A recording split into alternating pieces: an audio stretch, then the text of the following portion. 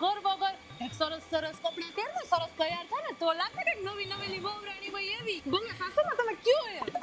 જો સાસુમાં હવે લાગે છે ને એકદમ નવી નવેલી દલહન લાગે છે ને તમારી વહુરાણી.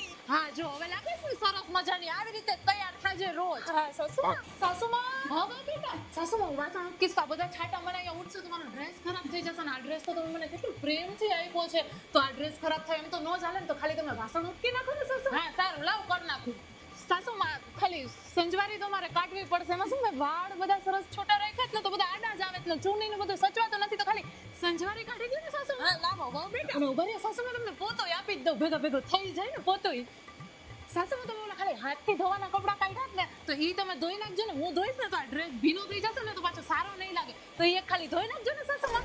હું શું કહેતી હતી બહુ બેટા આપણે તો શું મોડર્ન વિચારવાળા કહેવાય ને તો તારું તને જે કપડામાં કામ કરવું ફાવે ને એવા જ કપડાં પહેરજો તું મને શું હસતી રમતી આટા મારતી કામ કરતી હોય ને એની સારી લાગે બહુ બેટા. એ ના સાસુમાં તો પછી હું નવી નવેલી વહુરાણી કેવી રીતે લાગીશ તમારી. એટલે હવે હું તમારું નીચું નહીં લાગવા દઉં સાસુમાં તમે કીધું એ જ રીતે હું સરસ સરસ તૈયાર થઈશ ને નવા ડ્રેસ પહેરીશ બસ સાસુમાં તમે ખાલી કપડાં ધોઈ નાખજો ને અને હા સાસુમાં સાથે રોટલી બનાવી નાખજો રોટથી પછી ડ્રેસ ખરાબ થઈ જાય ને